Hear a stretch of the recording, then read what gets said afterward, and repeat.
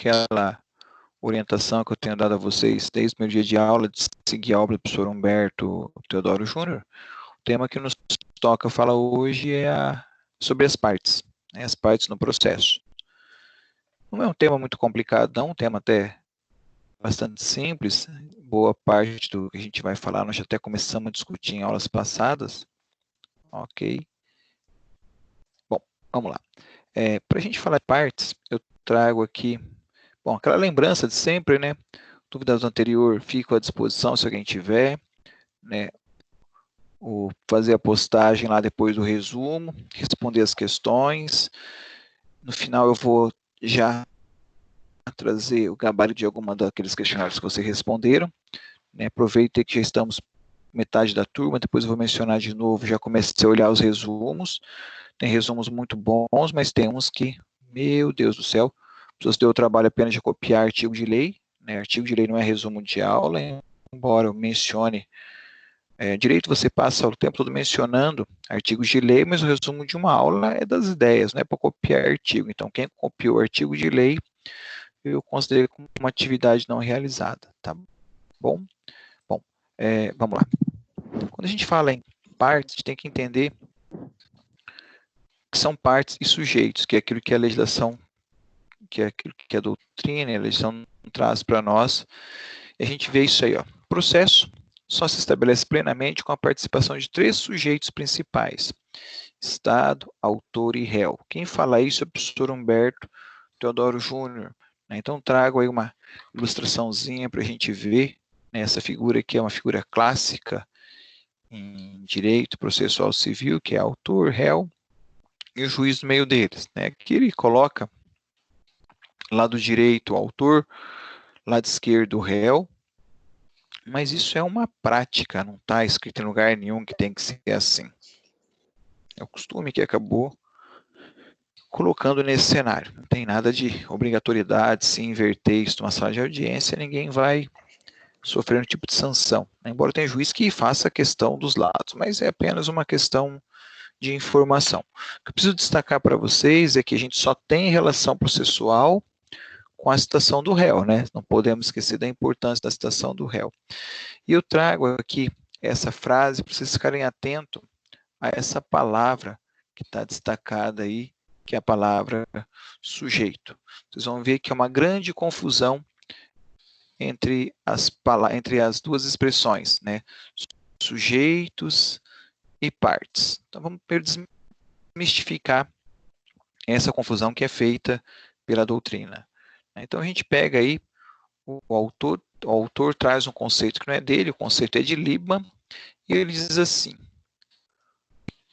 são partes do processo os sujeitos do contraditório instituído perante o juiz, sujeitos do processo, diversos do juiz, para os quais se deve proferir o seu provimento.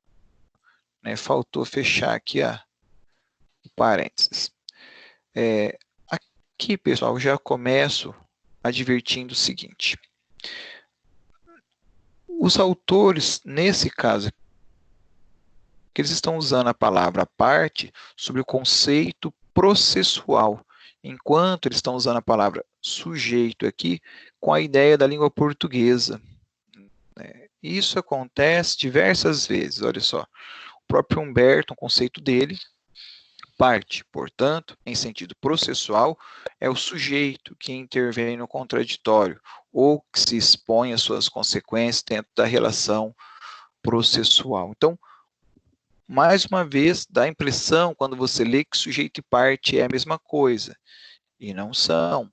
Mais um autor, né, um autor diferente agora, professor Vambier, esse é um autor paranaense, curitibano, ele coloca assim: partes são os chamados sujeitos parciais do processo. O autor e o réu, que são respectivamente aquele que formula o pedido em juízo, relativo à pretensão de que se diz titular, mediante o exercício da ação, e aquele contra quem se pede a tutela jurisdicional. Então, eu peguei aqui 3 conceitos, 2 que estão no livro, um terceiro que está numa outra obra, e de verdade não me parece tão clara a distinção para quem está começando na carreira de processo civil. Então, eu Eu trouxe aqui um conceito que eu, né, separei para vocês. Então, eu, né, Paulo André de Souza, parte é aquele que sofre os efeitos da sentença. Então, basicamente, essa é a ideia. Quem é parte no processo? Parte no processo é quem vai sofrer os efeitos da sentença. Quem é que sofre o efeito da sentença? O autor e o réu. Não tem outra pessoa, não tem ninguém além dos dois é que vai ganhar ou perder com o processo. Então, autor e réu, estes sim são considerados partes. Fora esses dois, qualquer outra pessoa envolvida no processo é considerado sujeito do processo. Então, quem é sujeito? Todo aquele que participa do processo, mas não sofre os efeitos da sentença. Então, separe isso, não é a mesma coisa. Não é a mesma coisa, ok? Parte é quem sofre o efeito do processo. Sujeito são os demais envolvidos. Não é raro você encontrar autores dizendo que o autor e o réu também são sujeitos. Nós podemos dizer que todo mundo que está no processo é sujeito. Só que o autor e o réu eles têm uma qualidade diferente. O autor e o réu eles podem até ser chamados de sujeito também, mas eles são principalmente parte. Então, há uma confusão, né, na hora de lembrar ir para um concurso público, de estudar para as nossas provas. Lembra, parte, sofre efeito da sentença. Sujeito, é o resto. Não sofreu o efeito da sentença, é considerado sujeito. Não importa se é oficial, se é testemunha, se é perito, é sujeito, ok? Beleza? Então, feita essa distinção, que eu acho fundamental para a gente poder começar aqui, a gente vai avançar, e avanço também numa expressão que eu já usei em aula com vocês, mas o autor volta a mencionar, né, o autor que eu falo, o professor Humberto, olha a confusão que é, né? O autor da obra, o autor do processo, então a gente tem que tomar cuidado com o que é língua portuguesa, com o que é processo civil. O autor da obra é língua portuguesa, o autor do processo, processo civil. Então, o professor Humberto, ele traz nomenclatura para nós. Nas ações em geral, a gente costuma chamar as partes de autor e réu. E já faço um destaque, no processo civil, figura do réu não é demérito, não é xingamento, não tem nenhum aspecto negativo. Já disse a vocês, no penal, às vezes o réu tem lá uma conotação ruim, é quem matou, é quem roubou, é quem estuprou, né? No processo civil não é nada disso. No processo civil, o autor é quem está no polo ativo e réu é quem está no polo passivo. Só isso, não tem nada além disso.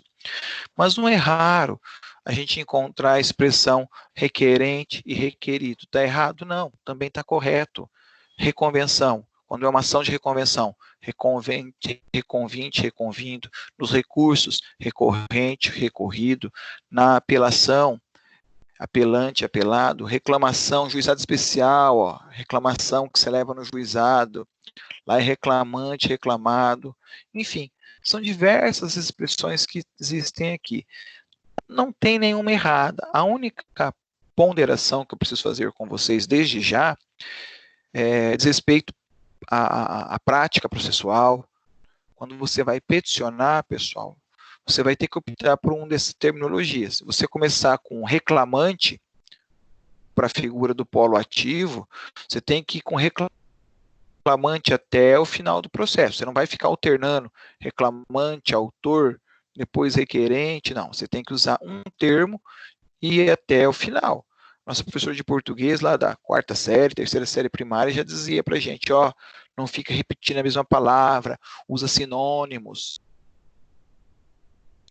Isso é para texto literário. Para nós, no processo, se eu precisar usar a palavra 3.000 vezes a palavra autor, eu vou usar autor. Tá? Não tem nenhum problema, não há nada de errado em repetir, porque é uma palavra técnica. O réu é a mesma coisa. Ok? Bom, Quando a gente fala de parte, a gente precisa lembrar novamente que não é qualquer pessoa que pode ser parte. Parte, né, é apenas é o titular do direito, é apenas quem tem legitimidade, que está lá no artigo 18. Ninguém poderá pleitear em nome próprio, ninguém poderá pleitear direito alheio em nome próprio, salvo quando autorizado por lei. Isso aqui é o que a gente chama de legitimidade ordinária. É aquilo que eu expliquei para vocês, que ninguém pode propor ação em nome de outro alguém. Mas o autor voltou a falar agora da substituição processual, que ocorre lá na nossa legitimidade extraordinária, que é essa partezinha aqui, ó, salvo quando autorizado pelo ordenamento jurídico. Esse ordenamento jurídico para nós é a lei. Então, a legitimidade extraordinária tem que estar prevista em lei.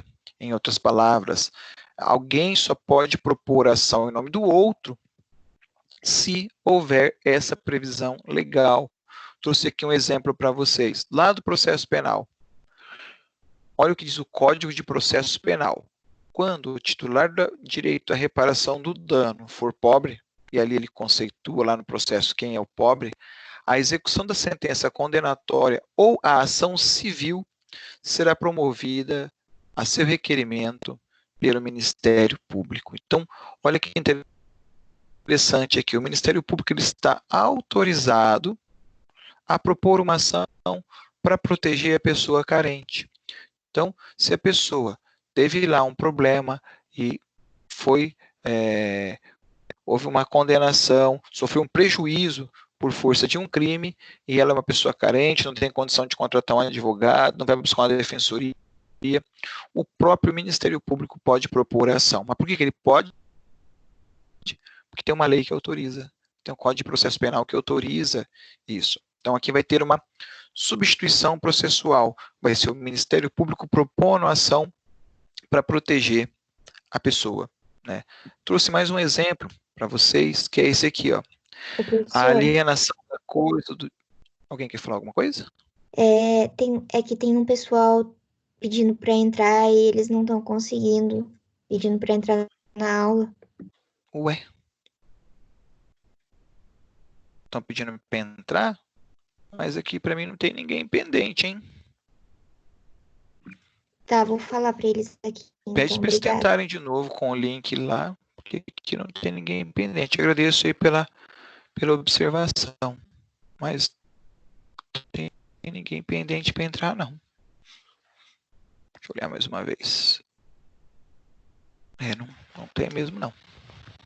Bom, retornando aqui, eu tenho uma outra questão de substituição processual, que é a seguinte, está lá no artigo 100, agora apareceu. Eu tenho uma questão que está prevista lá no artigo 109, dessa vez, do Código de Processo Civil, agora é o nosso código. A alienação da coisa ou do direito litigioso por ato entre vivos, a título particular, não altera a legitimidade das partes. Então, eu posso vender um objeto, né, vender um carro, vender uma casa que está sendo discutido na justiça? Posso. Não há nada que impeça a venda de um bem. Só que tem um problema, né? Se eu, Paulo André, vendo um bem para o João, né? Se eu vender o bem para o João, o processo continua no meu nome. Eu continuo sendo o réu do processo, mas quem vai assumir a responsabilidade pelo processo é o João. Por quê? Porque eu vendi o bem que era objeto do processo. Então, é uma forma de legitimidade ordinária, é uma substituição processual, eu deixo de ser o interessado passa a ser o João, mas atenção, no nome do processo, eu continuo, o meu nome vai continuar, vamos dizer assim, né, para usar uma expressão popular, o meu nome vai continuar sujo, digamos assim, ok? Mas quem vai estar lá responsável pelo processo é o próprio João. porque ele está me substituindo, ele está protegendo o interesse que agora passou a ser dele. Que interesse que passou a ser dele? Passou a ser o interesse dele, tudo aquilo que eu propus no processo, aquele objeto da ação, ok? Então, por que isso pode ser feito? Porque a lei autoriza. A lei autoriza que o bem, objeto do processo, seja vendido. É claro que eu aqui estou me atendo apenas ao aspecto da legitimidade, mas se você for ao artigo 109, tem várias regras. Por exemplo, tem que ter a concordância. Não é assim, vou vender. Né? O réu tem que concordar para que isso venha a acontecer. Ok? Então, isso é o que a gente conhece, já até estudamos como legitimidade extraordinária. O que é isso? É quando um terceiro pode proteger o objeto, pode proteger o direito, desde que autorizado por lei. Então, procurei trazer esses dois exemplos diferentes do que a gente estudou lá atrás, para agregar mais conteúdo para vocês. Ok? Deixa eu fazer um parênteses aqui. Eu esqueci de ligar a gravação dessa aula, mas eu tenho a gravação. Ah, não, está gravado, sim. Estou gravando. Achei que não tivesse. Estou ficando doido. Já liguei a gravação e esqueci. Então, vamos continuar. De qualquer maneira, também tem a aula da outra turma que já está gravada. Também está lá no YouTube. Você entra lá, você vai ter a aula de vocês e a aula da outra turma. A gente sempre explica a mesma coisa, mas de regra com palavras distintas. Ok? Pois bem. Avançando um pouquinho, nós, além da substituição processual, o autor fala em sucessão processual. Quando fala em sucessão processual, eu gosto de trazer esse exemplo para vocês aqui, que é a figura dos herdeiros, a ideia daquelas pessoas que vão assumir o processo na ausência do ente querido. Para que vocês entendam, pessoal, um processo, ele não se encerra com o falecimento da pessoa. Se a pessoa faleceu, o processo vai continuar. É claro que aí, a partir do momento do falecimento da pessoa, quem vai assumir são seus herdeiros. Aqui é bem interessante destacar para vocês o seguinte. Veja, imaginemos que o réu está sendo processado para receber lá, para pagar uma dívida no valor de 100 mil reais. Então, o processo dele, o réu, está sendo processado para pagar um valor lá de 100 mil reais. Okay? Vou colocar 1 milhão, fica mais fácil. 1 milhão de reais. Então, qual é a dívida do réu? 1 milhão de reais. Acontece que esse réu faleceu e deixou um patrimônio de somente 500 mil reais. E daí, como é que faz? Eu, como herdeiro, vou ter que pagar a dívida do meu pai, por exemplo? Eu vou ter que perder 500 mil? Entendam, os herdeiros respondem até o limite do patrimônio.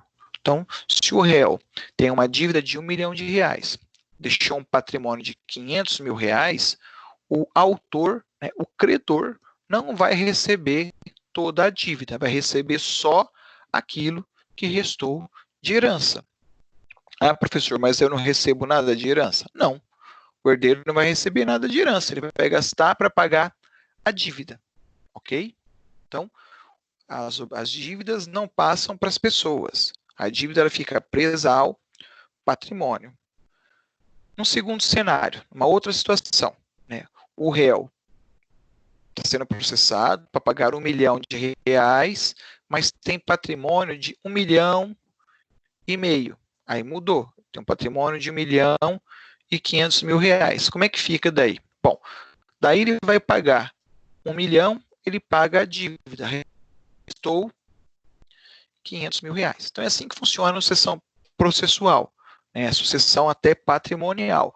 Os herdeiros respondem até o limite do patrimônio. Se tem patrimônio suficiente para pagar a dívida e sobrar herança, paga e divide o que sobrou. Se não tem patrimônio para pagar a dívida vai se perder, e o credor, infelizmente, não vai receber aquilo a que tinha direito. Então, o fato do autor ou do réu morrerem não tem nenhuma repercussão no processo, porque a gente faz o fenômeno da sucessão processual. Nós temos que trocar essa pessoa, né? Daqui a pouco, para o final da aula, eu vou trazer algumas regras de como é que isso aí funciona, implicações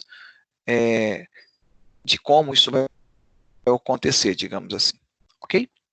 Bom, avançando com nossa discussão. Então, nós temos as partes, autor e réu, nós temos a possibilidade da substituição processual, que é a legitimação extraordinária, nós temos aí a questão da sucessão processual, que é quando falece o autor ou réu, dá para trocar, ou melhor, os herdeiros têm que assumir essa postura no processo, ok? É fundamental que isso aconteça, mas eu tenho ainda o que a gente chama de capacidade processual. Né? O que é a capacidade processual? Capacidade processual é a mesma que se reclama para os atos da vida civil, isto é, para a prática do ato jurídico e direito material. Ou seja, toda pessoa que se encontre no exercício de seus direitos tem capacidade para estar em juízo. Então, qualquer pessoa que tem a ver com capacidade, então, qualquer pessoa que tenha capacidade civil também tem capacidade processual. É claro que essa regra vale tanto para a pessoa física quanto para a pessoa jurídica. Né? Então, o cidadão, com a certidão de nascimento, como é que eu provo que a pessoa está viva? Com a certidão de nascimento. Né? A pessoa natural é com a certidão de nascimento. E uma empresa, como é que eu provo que uma empresa está viva? Abre aspas, pela certidão de nascimento da empresa, fecha aspas. O que é essa certidão de nascimento da empresa? É lá o ato constitutivo, é o contrato social, é o estatuto, tudo devidamente registrado, ou na sucessão, na junta comercial da limitada, ou no cartório de títulos e documentos da sociedade simples. Então, assim, cada pessoa jurídica tem uma forma diferente de nascer. Agora, regularmente constituída, ela pode ser parte. Bom, e se uma pessoa jurídica está irregular, ela pode ser parte? Veja, para ser autor, tem que estar regular. Agora, para ser réu, essa regularidade ela não é tão necessária, só que aí vai ter uma diferença. Se a pessoa jurídica está irregular, você vai ter que promover ação contra os gestores, contra os responsáveis pela pessoa jurídica que está irregular. Porque para que a gente estuda direito empresarial ou antigo direito comercial? Simplesmente para separar o patrimônio da empresa da pessoa física. É claro que eu estou sendo bastante simplório na explicação, né? Mas o direito empresarial nasce para proteger o patrimônio da pessoa física, ou seja, o que eu tenho não será prejudicado pelo patrimônio caso eu faça maus negócios. Isso tudo também já mudou, né? Hoje a gente tem a tal da desconsideração da personalidade jurídica, que eu posso buscar o patrimônio do sócio caso a empresa tenha problema. Mas qual é a nossa ideia aqui? Qualquer pessoa que está apto para a vida civil está apto para ser parte no processo. E aí vem aquele problema, né? E a criança pode ser parte? Já falei diversas vezes. Não há nenhum problema. O incapaz pode ser parte? Pode. Lembrando que o incapaz, dependendo do grau, ele pode ser relativamente, se ele é relativamente, ele será assistido. Se ele é absolutamente incapaz, ele será devidamente representado. Então, qualquer pessoa que esteja na sua capacidade civil pode ser parte. Se for absolutamente ou relativamente, pode ser parte? Pode. Só que essa capacidade ela tem que ser complementada. Tem que ser complementada a partir do representante legal, que seria o assistente ou o representante ou assistente. Ok? Beleza até aqui? Não é um tema difícil, é um tema até bastante simples, esses que eu separei para o dia de hoje. Avançando um pouquinho, o autor segue e depois que ele fala da capacidade processual, ele traz para nós lá uma figura bastante interessante, bastante diferente, que aqui vai requerer um pouco mais de atenção de vocês, que é a figura do curador especial. Você tem que tomar cuidado que eu tenho o tutor e o curador tratado lá no direito civil, né? Quem que é o curador? O curador é aquela pessoa nomeada pelo juiz para administrar o patrimônio da parte. Esse é o curador lá do direito civil. Eu também tenho o tutor para crianças e o curador para adultos. Na verdade, a própria legislação civil ela faz uma grande confusão entre esses dois termos, tutor e curador, ok? No processo civil, eu tenho o curador, mas aqui é chamado, ó, até coloquei em vermelho ali, curador especial, né, para vocês entenderem. O curador especial, ele é a figura de um advogado. Então, quem será o curador especial? O curador especial, ele é um advogado nomeado pelo juiz para que esse juiz possa, para que esse advogado possa representar a parte, representar a figura do curatelado especial, ok? Então, primeira informação importante, o curador especial é um advogado, ok? Bom, o que esse advogado faz? Quem são as pessoas que ele protege? Então, o juiz nomeará curador especial ao incapaz. Cadê aqui? Não está aparecendo. Está lá. Ao incapaz, se ele não tiver representante legal. Então, é possível que eu tenha um incapaz sem representante legal? É possível.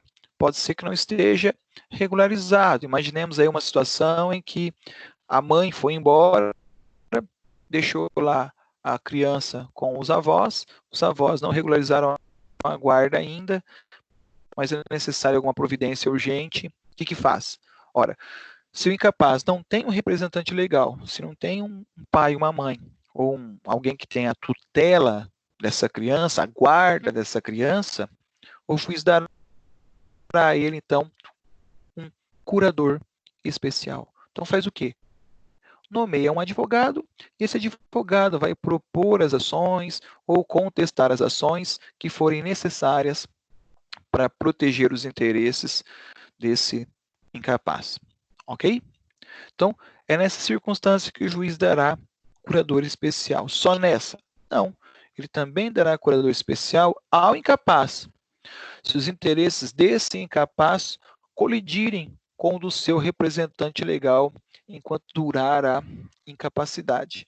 Aqui me ocorre um exemplo, que foi o mesmo exemplo que eu usei com outra turma, que é a questão do intercâmbio. Então, de repente, aí tem uma pessoa de 15 anos de idade que resolve participar de um intercâmbio fora do país. Resolve ficar lá, intercâmbio de 1 ano, estudando fora do país. Você fala, professor, mas não é tão simples assim, tem que ter dinheiro. Veja, não é porque é criança, não é porque é incapaz, vamos dizer assim, que não tem patrimônio. De repente, tem uma herança que ficou de um avô, né, uma herança não, um legado, uma doação que um avô fez para esse neto, né, tem dinheiro.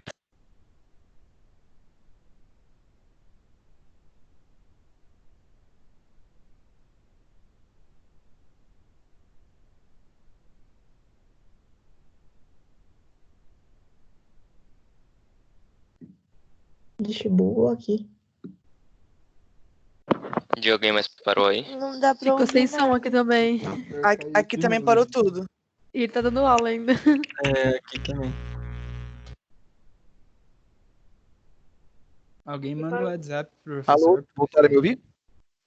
Ah, deixa. Alô? Agora Sim. sim. Professor. Tá travando Pessoal, vocês estão me hoje, professor. Tá travando um pouco sua voz. Oi? Tá travando um Travou a pouco sua voz? voz. Voltou ao normal já? Voltou. Travou na Voltou? parte que o senhor tava falando sobre intercâmbio. Travou porque eu apertei o mudo do microfone aqui. Professor, Vamos lá, vamos retomar. professor, Oi. professor Adriana, tudo bem? Oi. Eu tô com uma dúvida aqui que tá no livro, não sei se o professor ainda vai falar, ou se o professor já falou e eu não entendi. Massas patrimoniais. É o tópico Como? que tá aqui que eu dei. Massas Massas patrimoniais personalizadas. Tá. Aí, porque daí ele foge das pessoas naturais e das pessoas jurídicas, no caso aqui. Tá. Então, tá, eu vou, como tumultuou aqui o curador, eu vou voltar nesse assunto, depois eu retomo o curador especial aqui do intercâmbio. Então, vamos lá. A pergunta que a Adriana me fez, ela tá voltada à capacidade processual. Então, vamos retomar isso aqui, pessoal. O que é a capacidade processual? Como o próprio nome fala, é a capacidade de ser parte. É a capacidade de estar em juízo. Ok, é fácil, né? Autor ou réu, pessoa jurídica. No cotidiano é tudo muito simples. A pessoa tem lá o seu pai, tem a sua mãe, o seu representante. A pessoa jurídica, na maioria das vezes, está constituída, tem o seu gerente. Acontece que o direito ele não é feito apenas para o mundo ideal. O direito ele é feito para todas as situações. Então, eu posso me deparar com uma empresa que não seja uma empresa constituída. Ou, agora a sua resposta, Adriana, eu posso me deparar com massas despersonalizadas. Nome até esquisito, né? Parece que estamos falando até de um extraterrestre. Então, entenda o seguinte, todas as vezes em direito que você ouvir a palavra massa, ela está se referindo a um quantitativo determinado ou às vezes indeterminado de bens. Quer ver só? Vocês já ouviram essa expressão? Massa falida. Já ouviram isso? O que é a massa falida? São os bens que sobraram, né, de uma empresa que está passando por um processo de falência ou já até teve a decretação da falência. Então, o que são as massas? São os bens que sobraram dessas empresas. Esses bens podem ser direitos ou podem ser obrigações. Pode ter massa que eu tenha que pagar, como, por exemplo, relações trabalhistas, ou pode ser que tenha crédito. Eu, quando era estagiário, eu acompanhei diversas massas falidas em que sobrou dinheiro. Sobrou muito dinheiro das massas falidas. Por quê? O que o síndico, né, hoje é administrador, o que o administrador fazia? O administrador, ele vendeu o que sobrou, vendeu a massa, vendeu os bens que sobraram. Na época sobraram muitos prédios, sobraram carros, sobraram até, hoje não vale muita coisa, mas naquele tempo valia muito dinheiro, sobraram muitas linhas telefônicas. Então, era tudo vendido aquilo. Então, isso é o que a gente chama de massa despersonalizada, Adriana. Então, mesmo essas massas, elas podem ser representadas em juízo. Aí é claro que o juiz vai ter que designar um administrador para poder tocar esse patrimônio. Ficou claro, Adriana?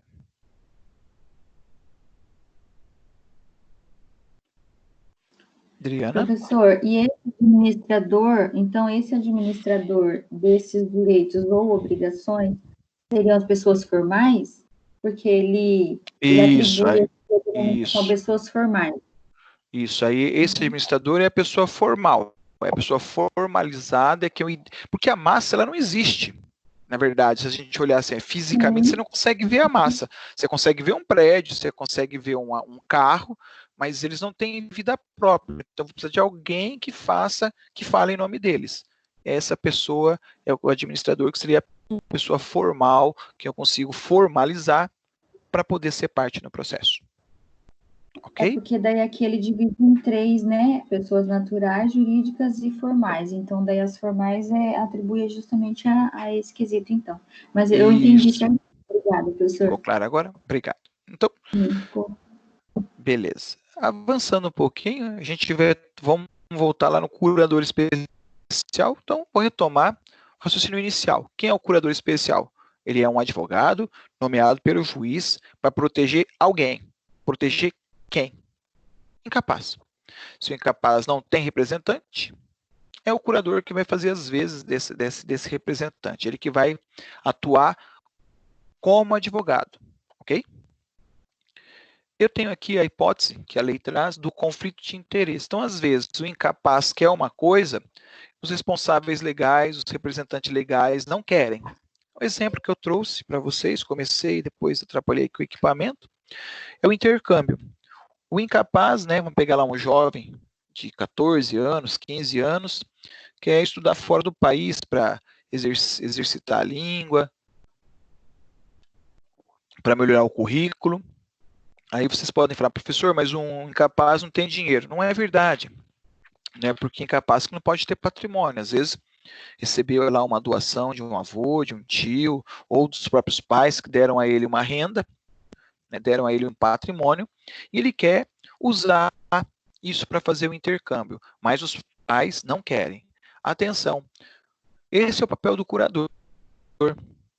Ele vai entrar, né, com uma medida, com uma autorização judicial, para que o menor possa sair do país, para que o menor possa tirar passaporte e fazer o seu curso, né? Não só isso, às vezes, um outro exemplo, esse menor tem algum patrimônio, quer vender lá uma casa para comprar a investir em bitcoins ou aplicar na bolsa, e o pai não quer que ele faça esses negócios. Vejam, se o menor quer e a família não autoriza, o juiz ele vai lá, é claro, informa o juiz, e o juiz dará a esse menor um curador especial para poder cuidar, zelar dos seus interesses. Ok? Beleza? Acho que agora consegui falar tudo sem ter problema com o microfone. Mas não são só esses dois casos, tem mais dois, né? Um deles é esse aqui, ó. Ao réu preso, revel, né?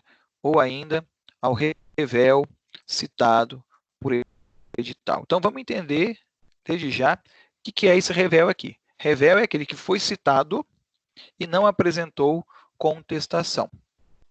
Então, se ele foi citado e não apresentou contestação, e prestem muita atenção, apenas nestes dois casos o juiz dará um curador especial. Por quê? Se o réu não é preso e se o réu não foi citado por edital ou hora certa e não contestou, o juiz não dará curador especial, não. A pessoa teria que ter corrido atrás e conseguido seu próprio advogado. Se ela não fez isso, o processo vai seguir a revelia. Mas, para o revel e aquele que foi citado por edital ou por hora certa, nesses dois casos, o juiz dará a ele um curador especial. Outros como esse aqui, o réu preso. Mas o réu preso pode ser processado civilmente? Por que não? Pode ter lá um divórcio, pode ter uma separação, pode ter uma guarda, pode ter uma ação de alimentos, enfim, pode ter despejo, cobrança, pode ter qualquer tipo de processo. Ele estando preso, ele tem como contratar um advogado? Veja, ele estando preso, ele quase não tem contato com o advogado. O advogado que ele vai ter o processo criminalista. Talvez o criminalista não faça cível. É claro, pessoal, que se ele tiver condição de contratar um advogado, de boa, está resolvido o problema dele. É a vida que segue. Se o advogado dele criminal faz o processo cível, de boa. Agora, se porventura ele não tem advogado, se porventura não apresentou sua defesa dentro do prazo, friso, nesse caso, o juiz dará curador especial. Se for uma pessoa normal, pessoas que não têm nenhum tipo de problema ou pendência, então aí no caso do processo daí não teria advogado. Aqui nesse caso o juiz dá um advogado, mas ele tem um nome diferente, tem o nome de curador especial. Por que ele tem um nome diferente? Porque ele vai ter uma série de benefícios, uma série de prerrogativas que a gente vai aprender no momento oportuno, que não seria esse. Por enquanto a gente aprende que tem alguém para zelar pela capacidade processual das partes. O que ele faz, como ele faz, a gente estuda mais à frente. Então, esse é o curador especial. Ele atua basicamente nesse cenário que está aí no slide. Atua para proteger o incapaz sem representante, incapaz em conflito com representante, réu, revel preso, réu, revel citado por edital ou por hora certa, enquanto não tiverem advogado. Se eles constituírem advogado depois, o curador sai do processo e o novo advogado assume sem nenhum problema. Ok? Beleza, pessoal? Nenhuma dúvida? Em reinando o silêncio, eu vou avançando.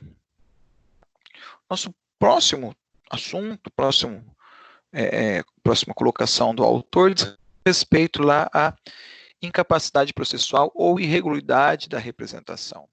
Então, isso aqui pode acontecer de diversas formas. Então, imaginemos lá, a pessoa entrou com a ação, né, mas morreu. Lembra da sucessão processual? O autor morreu no processo. O processo acaba? Não. Os herdeiros vão continuar com esse processo.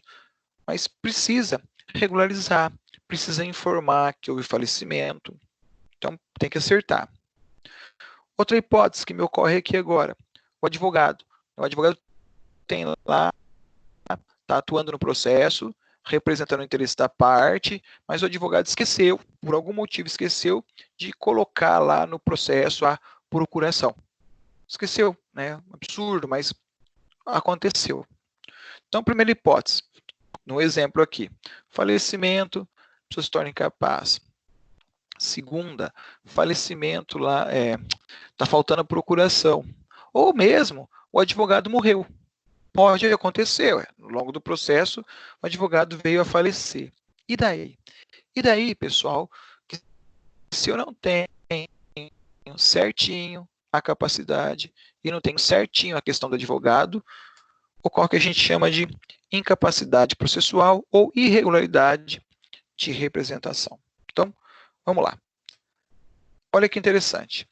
Qual é a providência do juiz? Suspender o processo para sanear, para corrigir o vício. Ou seja, morreu o autor. Então, tem que noticiar no processo que morreu o autor e o advogado tem que trazer para o processo o herdeiro. Agora, para isso, precisaria abrir um inventário, para isso, precisaria saber quem é o inventariante, ou então, se não está regularizado, tem que trazer o nome. Quanto tempo isso demora? Depende. É aí que está o problema. Depende. Vamos imaginar que o filho do autor está morando fora do país. Até vir para cá é complicado. Então, o que o juiz faz? Atenção agora, ele suspende o processo. Por quantos dias? Por um prazo razoável. Não tem uma limitação de tempo. Vamos pensar lá, né? Morreu a mãe da criança numa ação de alimentos. Vai precisar que alguém receba a guarda dessa criança para daí poder continuar o processo. Então, não tem prazo. Vai dar um prazo razoável. A procuração do advogado. Esqueci de anexar a procuração. Qual que é um prazo razoável? Olha, me parece que 5 dias é mais do que suficiente para o advogado pegar uma procuração e anexar no processo. Então, depende muito do caso concreto. E é claro, dependendo do prazo que o juiz fixou para essa providência, as partes podem até pedir uma prorrogação desse prazo. Então, o que vocês têm que assimilar? Ocorrendo irregularidade, o processo tem que ser suspenso por um prazo razoável. Ora, se nesse prazo que o juiz marcou houve a correção, houve a apresentação da documentação, da guarda da criança, da procuração, o processo segue normalmente, sem nenhum tipo de prejuízo. Né? Faleceu o autor, ou faleceu o réu, já estão lá os herdeiros, o processo segue normalmente. Ok? O problema é quando não cumpre a determinação do juiz, o problema é quando não corrige. Então, se não corrigir, nós vamos ter aqui 2 implicações. Né? Então, é claro, se não corrigir antes da sentença, que se foi depois da sentença, se foi em recurso, a implicação é outra. Ok? Mas se foi antes da sentença, não corrigiu. Atenção agora. Se era o autor quem tinha que corrigir, vai ter a extinção do processo. Como assim? Lembra que eu falei? O autor morreu. Tem que colocar os herdeiros no processo. Se os herdeiros não assumem o processo no lugar do autor, o processo será extinto. Lembra do advogado? Advogado sem procuração? Se era advogado do autor, ele não apresentou a procuração, o processo será extinto. Então, isso aqui é uma regra básica para todo processo civil. A pior sanção que eu posso aplicar ao autor é a extinção do processo. Essa é a pior sanção que eu aplico ao autor. Professor, E ao réu?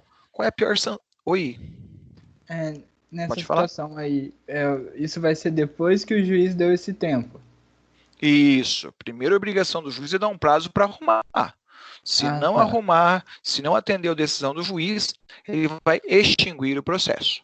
Primeira providência é deixar resolver. Né? Se não resolve, aí sim é que vem a punição. Tá, obrigado. Obrigado, beleza? Isso se for o autor. E se for o réu? Se for o réu, nós vamos aplicar a revelia a esse réu. Então, a regra é a mesma. Né? Faleceu o réu. Os herdeiros têm que assumir. O juiz suspende o processo, dá prazo para os herdeiros entrarem no processo. Se os herdeiros entrarem no processo, na qualidade de réu, se os herdeiros entrarem, de boa, o processo segue sem problemas. Agora, se esses réus não entraram, aí o juiz decreta revelia, ou seja, o processo segue sem a participação desses réus. Era o advogado do réu que estava sem procuração. Ok, vamos dar aí 5 dias para o advogado do réu trazer a procuração. Não trouxe, revelia do réu. Quem morreu foi o advogado do réu. Ok, vamos dar aí 15 dias para vir um novo advogado no processo. Se o réu não trouxer um novo advogado, o processo não pode ficar parado. O processo vai seguir a revelia do réu. Ok? Essas duas implicações, como eu disse, são as sanções máximas que eu vou ter em um processo. A pior sanção para o autor é o fim do processo, porque ele vai ter que começar tudo de novo. A pior sanção para o réu é a revelia, ou seja, vai extinguir o processo, vai continuar o processo sem a participação do réu. Ok? Bom, pessoal, isso é o que eu tinha separado para vocês hoje. Acho que não é um assunto tão complicado assim, até um assunto bastante simples, perto dos outros que a gente viu, que tinha muito mais indagações teóricas. É um processo um aspecto mais simples do processo. Ok? Lembro a vocês de fazerem para nós o resumo e responderem as questões lá no formulário, que já está tudo, esse material está no estúdio. Perguntas, dúvidas, estou à disposição de vocês.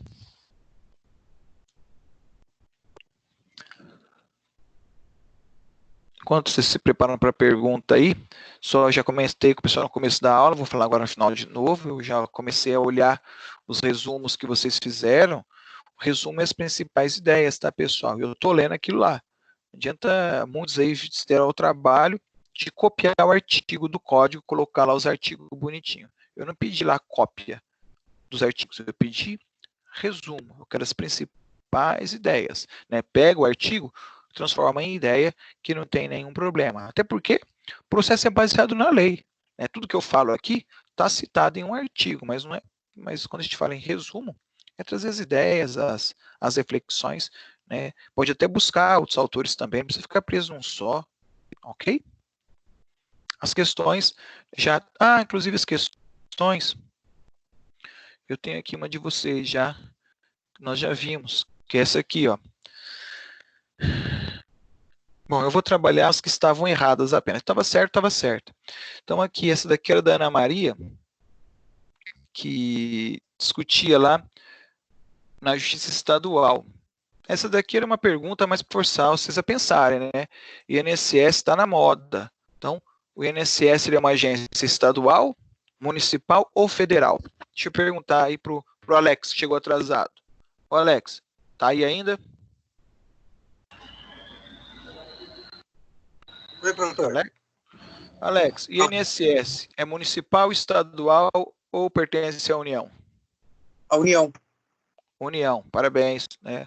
Merece um abraço aí. Então, se pertence à União, né? A União, a gente já estudou. Qual é a justiça que tem a competência de julgar onde há interesse da União? É a Justiça Federal. Então, ela é federal, parabéns. Então, vejam só. Está errado aqui, porque aqui foi na Justiça Estadual. Então, são perguntas que são simples, mas tem que pensar um pouquinho, né? A outra aqui, o artigo 46, que é a ação será proposta no domicílio do réu. Isso é uma competência o quê? Territorial, né? O 48, 49, 50, se vocês também tiveram cuidado de olhar lá, dizia que diz respeito ao local de propõe ação. Local é território.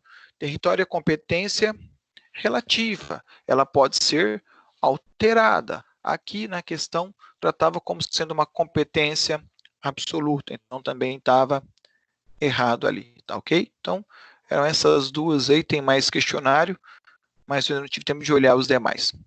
Ok, pessoal? Dúvidas sobre as questões, matéria da aula, estou à disposição de vocês. Se não tiver dúvida, eu já dispenso a galera aí para fazer nessa meia hora que falta o resumo e já começar a responder as questões. Tá bom? Professor? Obrigado a todos. Oi, querida, quem fala? Professor, Adriana. Adriana. Não, eu tenho Diga, uma dúvida, Adriana. mas é com relação ao pedido da prova. A gente tem que fazer o pedido Diga. convencional pelo site da faculdade, se a gente quer rever a nossa prova? Na verdade, não tem como fazer isso hoje, né? Mas na minha matéria, se você quiser, eu te mando ela que tá fácil. Eu tenho ela aqui no coisa, eu mando ela por e-mail. Nas demais, nas demais nós não, porque a prova foi feita pelo Forms ou pelo arquivo em Word? Forms. Pelo Forms. Forms o professor vai ter a resposta. Na verdade, Adriane e colegas, eu não sei se você quer a prova, você quer como o professor corrigiu a prova, não é isso? O critério que ele usou. Eu quero comparar, porque não bateu a nota para correção da professora. Então, eu recomendo, nesse atual cenário que nós estamos, até foi fruto de uma reunião na semana passada com o meu diretor, não existe cópia de prova. Hoje a prova está com o professor. Então, o que a gente tem orientado é que o acadêmico mantenha contato com o professor durante a aula ao vivo, assim, como você está fazendo comigo aqui, né, e peça para o professor, né, para que ele, talvez no particular, esclareça para você o que aconteceu com a sua prova. Ela falou que ia ver com você. Oi? É que ela falou que ia ver com você, como que ia se proceder. Isso. Então, mas então tá, eu vejo com ela, então. Quem que é a professora, que eu já cobro uma postura dele? Professora Daniele, de Constitucional. Daniele, isso. Então, se a gente orienta os professores todos já para que eles esclareçam vocês e mande a cópia da prova. Se, aí é outra coisa, se o professor não conseguir, abre aspas, satisfazer, explicar direitinho, aí você teria que a gente tem que sentar e ver um outro procedimento, um e-mail, explicando essa situação daí para o coordenador, né, que sou eu também, manda um e-mail para mim, que eu daí abro uma revisão de prova. Ok, tá bom? Obrigada. Estamos à disposição. Mais alguma dúvida, pessoal?